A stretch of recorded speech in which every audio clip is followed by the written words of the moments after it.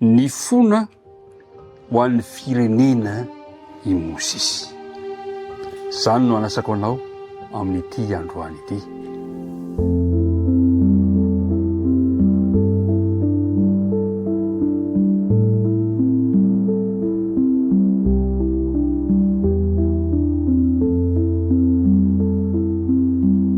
Ampifaliana mandrakariva ry mpiara-midinika namana no hitafana aminao indray hifankahitana aminao hiatranoko aminao amin'izao ora izao ka anonona ny fiarabana ihany kio anlorana ny firarintso ho antsika tsirairay avy ka hitondra fitahina ho anao ani izao fiarahamandinika ny ten'Andriamanitra izao ny fiatanany tompo ho amintsika tsirairay avy dia hivavaka isika raha nomboka izany dinika izany.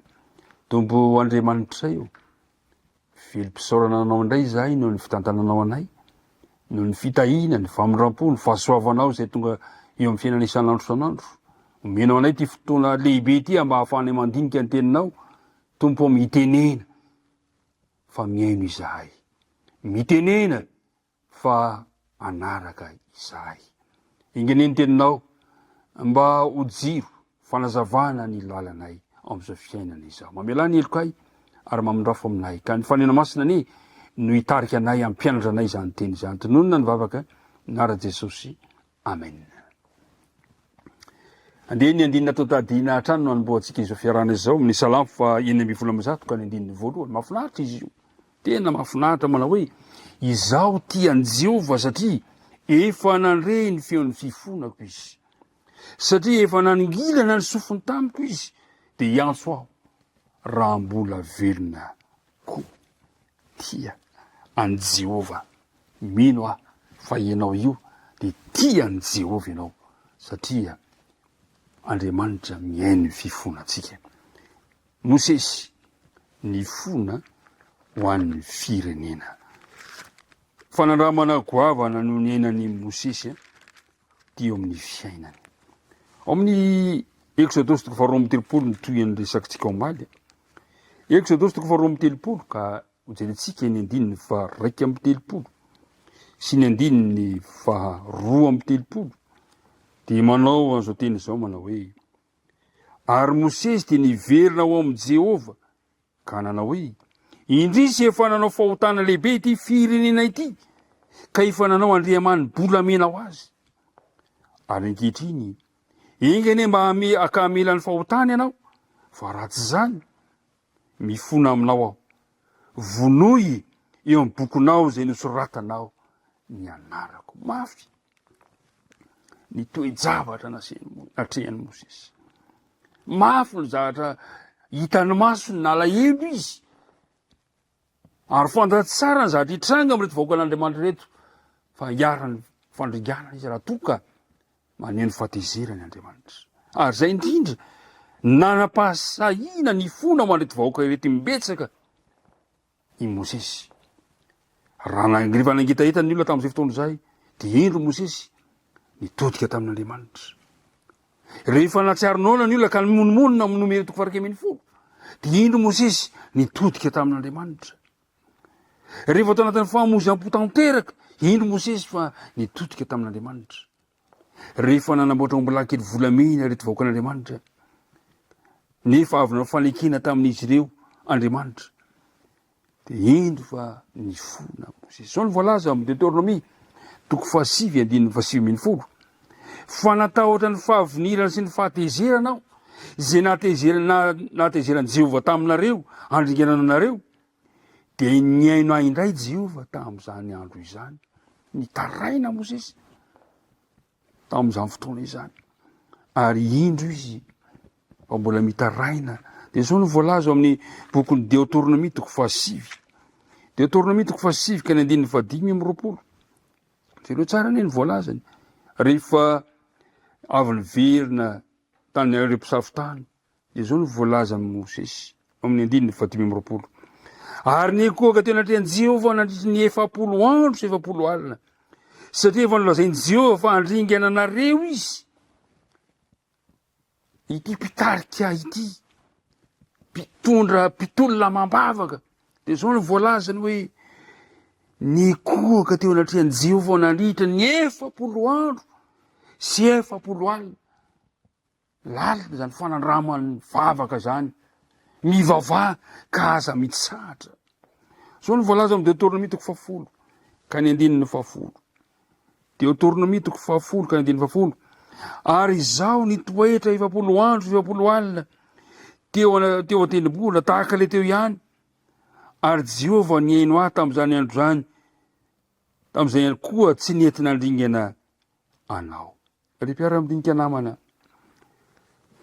ny zavatra nafinahitra ny ainy fitalaon'ny Mosesy Andriamanitra. Ry mpiara-midinika namana, raha mitaraina amin'Andriamanitra ianao, tiako nilaza aminao, miaino fitalaonao Andriamanitra. Miaino antsika Andriamanitra. Raha fitinina dia zao, betsaka ireo lesona atsika raisina tamin'ny fiainam-bavaka nasehon'ny Mosesy sy ny fifikirany tamin'Andriamanitra. Inavy zany dia mba hijery ireo azotsika ianarantsika. Ny zavatra voalohany, Mosesy dia nanam-pitiavana lalina an'Andriamanitra ka nafantara Mosesy ny tena toetra an'Andriamanitra. Amin'ny Exodus 4:30 ka ny 9 dia manao hoe Jehovah, Jehovah, Andriamanitra mamindra fo sy miantra, maharo-po sy be famindrapo sy fahamarina. Rehefa zatra niresaka tamin'Andriamanitra Mosesy, nitombo ny fitiavany an'Andriamanitra ary dia fantatra Mosesy ilay toetra an'Andriamanitra dia nifikitra tamin'Andriamanitra izy.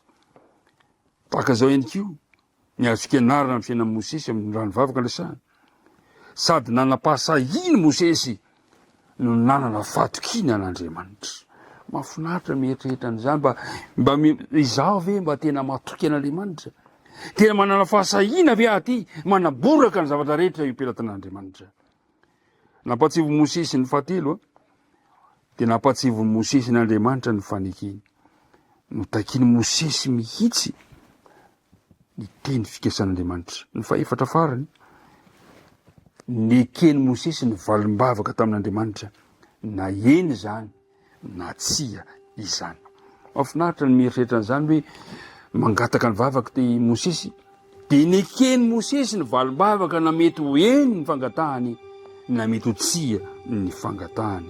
Ry mpiara-midinika namana, ny fifandraisantsika ety amin'Andriamanitra dia tsy midika fa tsy maintsy azo hitadiavintsika mandrakariva isika. Amin'ny Deutéronomie 3 ka ny 7:20 ka hatramin'ny 8:20 maneho an'izany hoe fandaminana zany hoe na dia nisy valim-bavaka tsy araky ny eritreretan'i Mosesy izy dia nanaiky Mosesy satria fantany fa manam-pitiavana sady tia azy Andriamanitra. Ry mpiara-midinika namana, andeha risika androany hanao fanandramana tahaka n'izay nataony Mosesy. Mosesy nanao vavaka fanelalelana tamin'ny firenena tamin'Andriamanitra izy, niaino ny vavany Andriamanitra. Azonao atao ihany koa ny mivavaka ho an'ny mpiara-belona aminao. Azonao atao ny miaraka mitonam-bavaka ny mpiara-mivavaka aminao. Azonao atao ny mitonam-bavaka ity firenena misy antsika ity. Azonao atao ny mitonam-bavaka ireo mpitondra ny firenena. Ny azo antoka miaino ny fivavahantsika Andriamanitra. Ary zay na tonga ny mpanao salama manao hoe izaho ty an Jehovah satria efa nandre ny feon'ny fifonako izy, satria efa naningilana sofony tamiko izy. Andriamanitra miaino ny Andriamanitra ivavahantsika. Koa mazotoa azy mivavaka, mazo mitaraina amin'Andriamanitra. Dia mirary soanao amin'ity tontolo andro ity, andeha hivavaka isika. Andriamanitra rainay eo, misotranao izay ny fampafantaranao anay ny fanandramana ny ainan'ny Mosesy dia mififandraisany taminao, ka nanana ny fahasahina hitondram-bavaka ny mpiray firenena taminy, nanana ny fahasahina ny talao taminao tamin'ny toe-javatra fara izay mafy indrindra. Andriamanitra ampio ihany koa izahay mba ho samy mitaraina sy mitalao aminao ho an'ny hafa, ho an'ny manodidina, ho an'ny mpiara-belona aminay. Azonay antoka fa miaino anay ianao dia mitahi anay amin'ity tontolo andro ity, mitahi ireto mpiara-midinika ireto. Tononona ny vavaka anaran'i Jesosy. Amen.